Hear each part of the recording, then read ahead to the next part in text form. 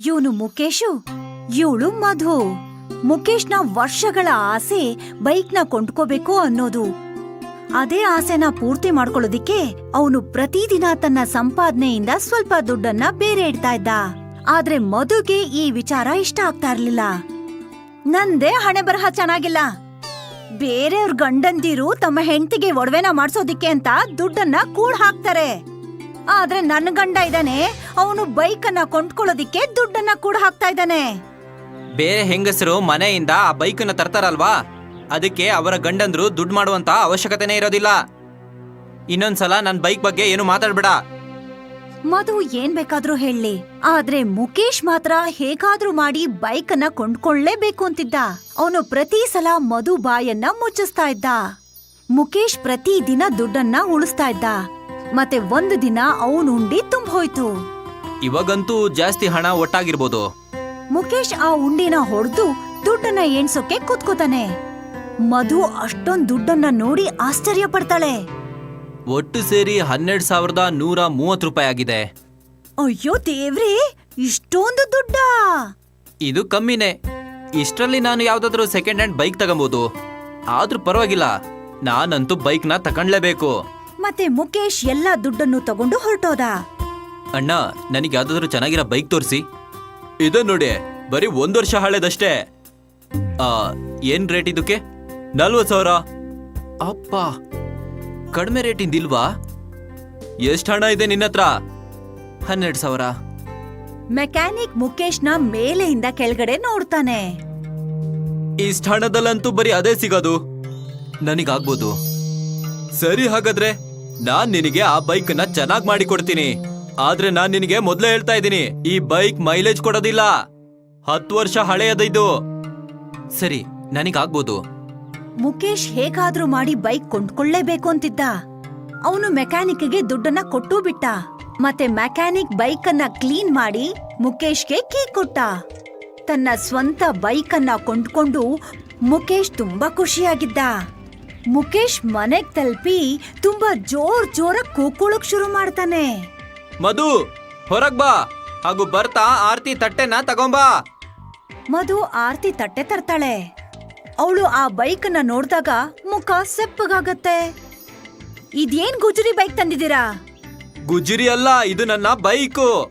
ಇದು ಹಳೆದಾಗಿರ್ಬೋದು, ಆದ್ರೆ ನನಗೋಸ್ಕರ ಇದು ಹೊಸದೇ.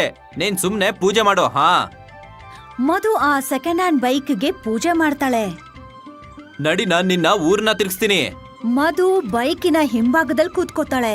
ಮತ್ತೆ ಮುಖೇಶ್ ಬೈಕ್ ಅನ್ನ ಓಡಿಸ್ತಾನೆ. ಮುಖೇಶ್ ತುಂಬಾ ಖುಷಿಯಾಗಿದ್ದ, ಯಾಕಂದ್ರೆ ಜೀವನದಲ್ಲಿ ಮೊದಲನೇ ಬಾರಿಗೆ ತನ್ನ ಸ್ವಂತ ಬೈಕ್ ಅನ್ನ ಓಡಿಸ್ತಿದ್ದ. ಇವಾಗ ಹೇಳು, ಹೇಗಿದೆ? ಚೆನ್ನಾಗಿದೆ, ಇನ್ನೇನ್ ಮತ್ತೆ. ಮಧುಗೆ ಈ ಹಳೆ ಬೈಕು ಸ್ವಲ್ಪನೂ ಇಷ್ಟ ಇರ್ಲಿಲ್ಲ. ಆದ್ರೂ ಕೂಡ ಅವರಿಬ್ರು ಬೈಕಲ್ಲಿ ಊರ್ ಸುತ್ತಾ ಇದ್ರು. ಇದ್ದಕ್ಕಿದ್ದ ಹಾಗೆ ಬೈಕು ನಿಂತು ಹೋಗುತ್ತೆ. ಏನಾಯ್ತ್ರಿ? ಮುಖೇಶ್ ಪೆಟ್ರೋಲ್ ಟ್ಯಾಂಕ್ ಅನ್ನ ಓಪನ್ ಮಾಡಿ ನೋಡ್ತಾನೆ. ಪೆಟ್ರೋಲು ಖಾಲಿ ಆಗಿರತ್ತೆ. ಪೆಟ್ರೋಲ್ ಖಾಲಿ ಆಗೋಯ್ತು. ಅಯ್ಯೋ ದೇವ್ರೇ! ನನ್ ಖುಷಿಯಲ್ಲಿ ನಾನ್ ಮರ್ತೆ ಹೋದೆ ಈ ಬೈಕಿಗೆ ಪೆಟ್ರೋಲ್ ಹಾಕ್ಬೇಕು ಅನ್ನೋದು. ನೀನೊಂದ್ ಕೆಲ್ಸ ಮಾಡು, ನಿನ್ ಮನೆಗೆ ಹೋಗು, ನಾನ್ ಪೆಟ್ರೋಲ್ ತುಂಬಿಸಿ ಬರ್ತೀನಿ. ಆಯ್ತು. ಮಧು ಮನೆ ಕಡೆ ನಡ್ಕೊಂಡು ಹೋಗ್ತಾಳೆ.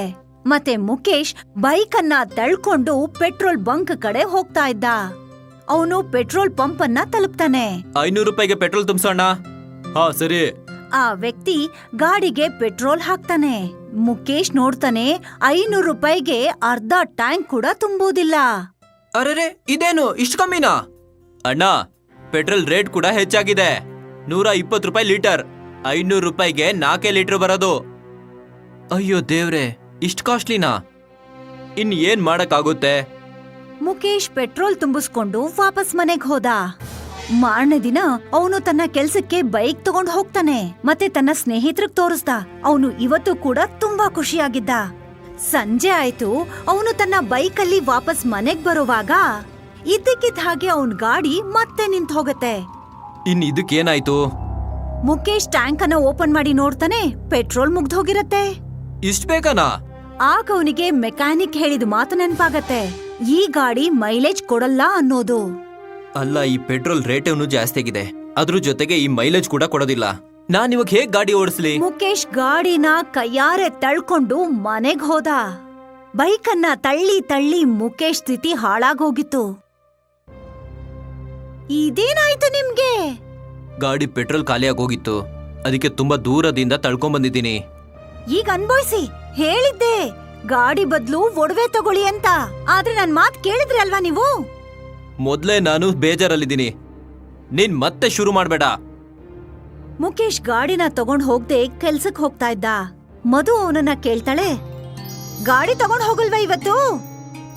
ಪೆಟ್ರೋಲ್ ರೇಟ್ ಎಷ್ಟು ಜಾಸ್ತಿ ಆಗಿದೆ, ಇನ್ ನಾನ್ ಸಂಡೇ ಮಾತ್ರ ಗಾಡಿ ಓಡಿಸ್ತೀನಿ. ಆಯ್ತು, ನಿನ್ನ ಗಾಡಿ ನಿನ್ನ ಇಚ್ಛೆ. ಮುಕೇಶ್ ಕೆಲ್ಸಕ್ಕೆ ಹೊರಟ್ಬಿಡ್ತಾನೆ. ಮುಂದಿನ 1 ವಾರದ ತನಕ ಮುಕೇಶ್ ಬೈಕ್ ಮನೆ ಹೊರಗಡೆನೆ ನಿಂತಿರತ್ತೆ. ಸಂಡೇ ಬೆಳಿಗ್ಗೆ ಮುಕೇಶ್ ಪೆಟ್ರೋಲ್ನ ತರ್ತಾನೆ. ಅವನ್ ತನ್ನ ಗಾಡಿಗೆ ಹಾಕೋತಾನೆ. ಸಂಜೆ ಅವನು ತನ್ನ ಹೆಂಡತಿನ ತಿರ್ಗಾಡ್ಸೋದಿಕ್ಕೆ ಅಂತ ಕರ್ಕೊಂಡ್ ಹೋದ. ಮತ್ತೆ ಅವನ ಗಾಡಿಯ ಪೆಟ್ರೋಲ್ ಮುಗ್ದ್ ಹೋಯ್ತು. ಮಧುಗೆ ಕೋಪ ಬಂತು. ಎಲ್ಲಾದ್ರೂ ಹಾಳಾಗ್ ಹೋಗಿ, ನೀವು ಮತ್ತೆ ನಿಮ್ಮ ಈ ಬೈಕು ಹೋಗಿ ತಿಪ್ಪೆಗೆಸ್ಬಿಟ್ ಬನ್ನಿ ಇದನ್ನ. ಮಧು ಕೋಪದಲ್ಲಿ ವಟ ವಟ ಅನ್ಕೊಂಡು ವಾಪಸ್ ಮನೆ ಕಡೆ ಬರ್ತಾಳೆ. ಪಾಪ ಮುಕೇಶ್ ಅಲ್ಲೇ ಕೂತು ತಲೆ ಮೇಲ್ ಕೈ ಹೊತ್ಕೋತಾನೆ. ಅನ್ಕೊಂಡಿದ್ದೆ ನನ್ ಬೈಕ್ ತಗೊಂಡು ನನ್ ಹೆಂಡ್ತಿನ ತಿರುಗಿಸ್ತೀನಿ ಅಂತ, ಆದ್ರೆ ನನಗೇನ್ ಗೊತ್ತಿತ್ತು ನನ್ ಜೊತೆ ಹೀಗೆಲ್ಲ ಆಗುತ್ತೆ ಅಂತ. ಹೇ ದೇವರೇ, ಇನ್ ನೀವೇ ನನಗ್ ಸಹಾಯ ಮಾಡಿ. ಮುಕೇಶ್ ಇನ್ನೇನ್ ಹೇಳ್ಬೇಕು ಅಂತಿದ್ದ ಅಷ್ಟೊತ್ತಿಗೆ ಒಬ್ಬ ಮುದುಕ ಅಲ್ಲಿಗ್ ಬರ್ತಾನೆ. ಏನಾಯ್ತು ಮಗು, ನೀನ್ ನನ್ನನ್ ಕರ್ದಿಯಾ?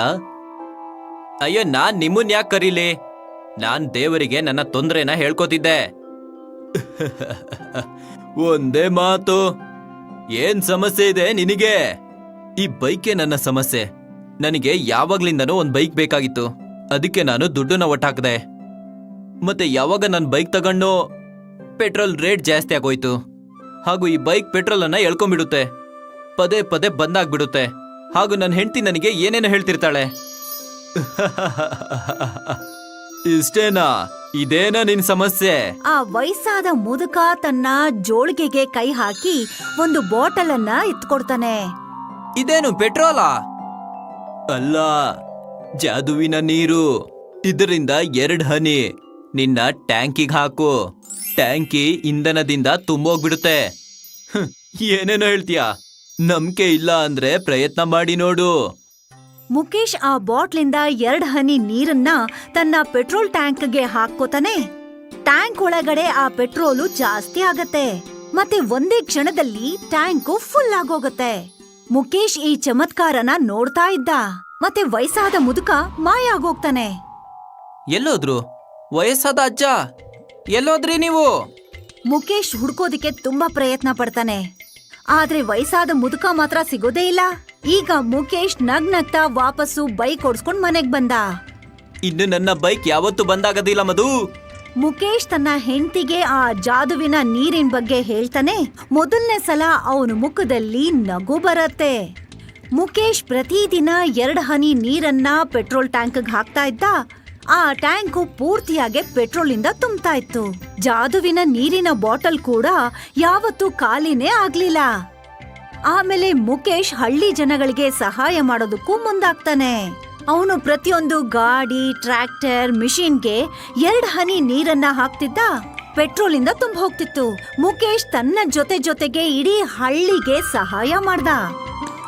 ಆವತ್ತಿಂದ ಆ ಹಳ್ಳಿನಲ್ಲಿದ್ದಂತ ಪೆಟ್ರೋಲ್ ಬಂಕ್ ಮುಚ್ಚೋಯ್ತು. ಜನಗಳಿಗೆ ಯಾವಾಗ್ಲೇ ಪೆಟ್ರೋಲ್ ಅಗತ್ಯ ಬಿದ್ರು ಅವರು ಮುಕೇಶ್ ಹತ್ರ ಹೋಗ್ತಾ ಇದ್ರು. ಅವನು ದುಡ್ಡು ತಗೊಳ್ದೆ ಅವ್ರ ಟ್ಯಾಂಕ್ ಅನ್ನ ಫುಲ್ ಮಾಡ್ತಾ ಇದ್ದ.